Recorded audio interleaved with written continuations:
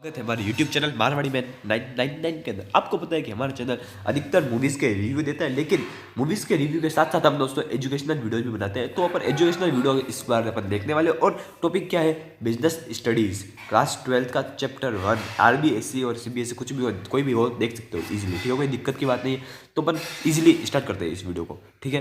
10 minute का short revision है, short revision नहीं बोल सकते, इसको लॉन्ग रिवीजन बोल सकते। 10 मिनट के अंदर पूरा चैप्टर कंप्लीट और याद भी हो जाएगा सच में, ठीक है। तो स्टार्ट करते हैं वीडियो को बिना टाइम वेस्ट किए। दोस्तों सबसे फर्स्ट मैं आपको जो चीज़ बोलता हूँ वो सुनिए। सबसे फर्स्ट जो आप अभी तक तो आप मतलब कि ये महीना चल रहा है फरवरी का, तो आपने लगभग सब चैप्टर के नाम तो पता ही होगा, बिजनेस स्टडी के इतना आज तो कोई नहीं होगा, मुझे पता है, ठीक है। तो अपन चैप्टर के नाम बोलते हैं सब, ठीक है। फर्स्ट क्या है, प्लानिंग, फिर है ऑर्गेनाइजिंग, फिर है स्टाफिंग,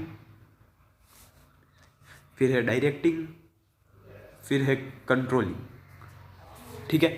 तो ये है ना, ये जो तीनों नाम देखे आपने, बस ये नाम ही आपको याद रखने हैं डेफिनेशन के लिए मैनेजमेंट की। जी हाँ, ये है मैनेजमेंट की डेफिनेशन, आप देख सकते हैं। What is management? Management refers to planning, organising, staffing, directing, controlling etcetera is called management. खत्म। जी हाँ, बस खाली चैप्टर के नाम लिख लीजिए और आपका कोई एक नंबर भी नहीं काट पाएगा, ठीक है। 100% गारंटी है दोस्तों। अब हम बात करते हैं अगले अगले टॉपिक की, ठीक है। अगला टॉपिक है, उसका नाम है दोस्तों इफेक्टिवनेस एंड इफिशियंसी। सिर्फ इफेक्टिवनेस का मीन्स काम को सही वक्त पर करना, बस उसे हम बोलते हैं इफेक्टिवनेस। इजीली डेफिनेशन के अंदर देखते हैं वापस, means finishing the given task और achieve the goal on time. काम को जो टाइम दिया हुआ है उस टाइम के अंदर कंप्लीट करके देना है, बस खत्म।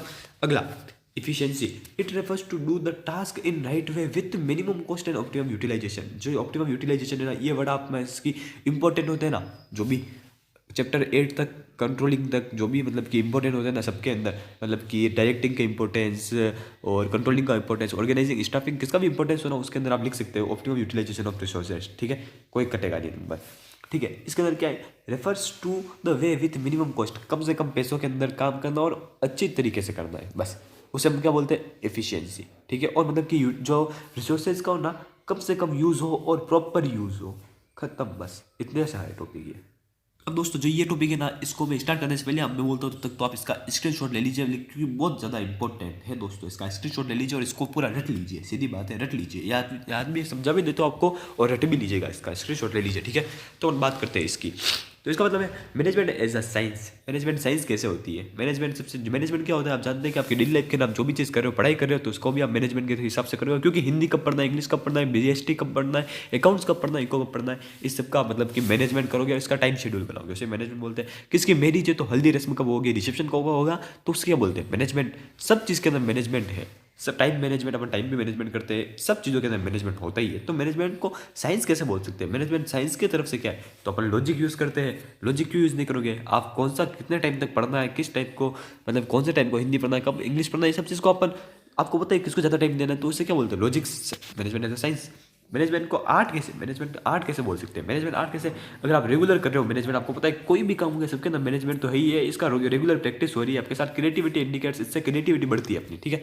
बस मैनेजमेंट आर्ट भी हो गया। अब हम बात करते हैं प्रोफेशन कैसे हो गया, specialised knowledge use of conduct of restricted entry and associated indicate management profession. मतलब क्या होता है दोस्तों, इसके अंदर स्पेशलाइज्ड हो जाते हैं अपन कर करके, स्पेशलाइज्ड हो जाते हैं तो उसे हम बोलते हैं प्रोफेशन, ठीक है।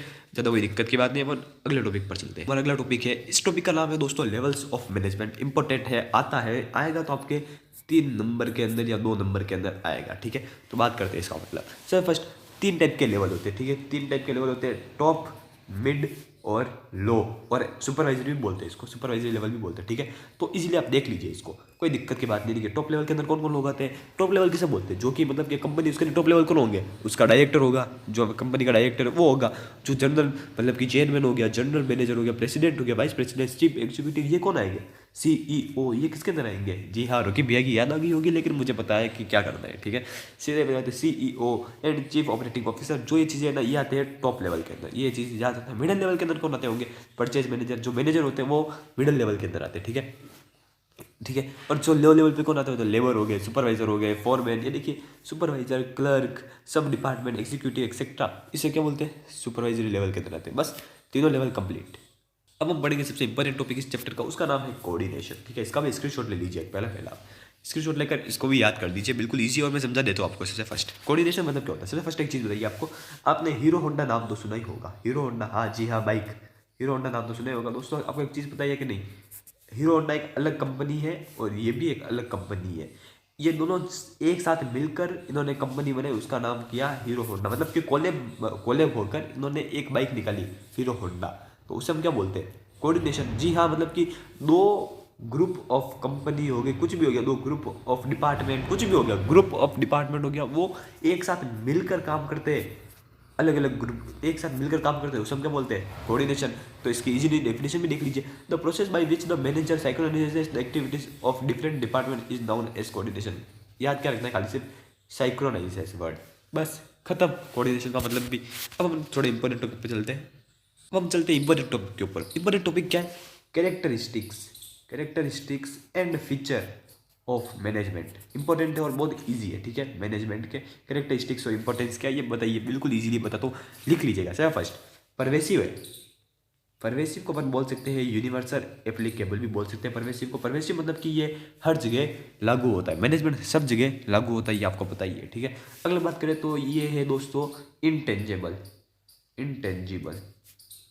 इंटेंजिबल, ठीक है। मतलब क्या बताता हूँ आपको इजीली। इंटेंजिबल मतलब कि आप मैनेजमेंट कर रहे हो, उसको आप छू थोड़ी सकते हो।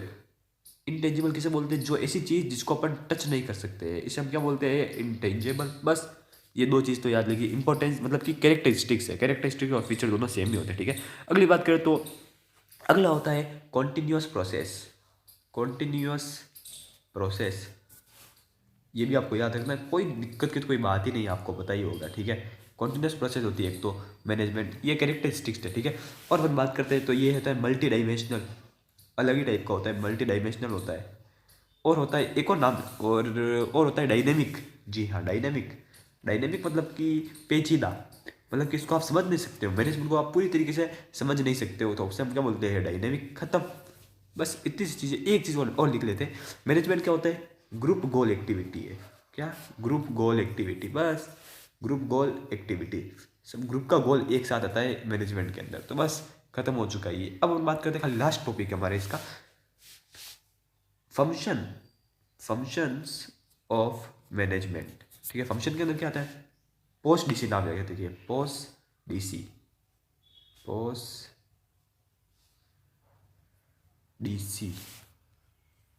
ठीक है।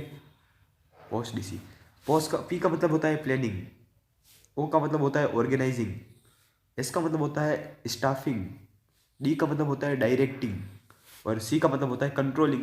ये आपके सब चैप्टर है और ये फंक्शन भी है। अब इसकी डेफिनेशन तो मुझे आपको बताने की कोई ज़रूरत नहीं है, क्योंकि दोस्तों डायरेक्टिंग और ये पोस्ट डीसी मतलब कि ये सब चीज़ें आपके मतलब कि पूरे चैप्टर है, तो आपको याद तो होगी, नहीं होगी तो मैं अगले वीडियो के अंदर बता दूंगा, कमेंट जरूर करना, ठीक है दोस्तों। ये होता है फंक्शंस ऑफ मैनेजमेंट, खत्म पूरा चैप्टर। कोऑर्डिनेशन के बारे में मैंने आपको ज़्यादा नहीं बताया, क्योंकि कोऑर्डिनेशन की डेफिनेशन इंपॉर्टेंट है, बाकी ज़्यादा कोई इंपॉर्टेंट नहीं है, ठीक है। तो अपन मिलते हैं अगले अमेजिंग वीडियो के अंदर, और चैनल को सब्सक्राइब जरूर करना। और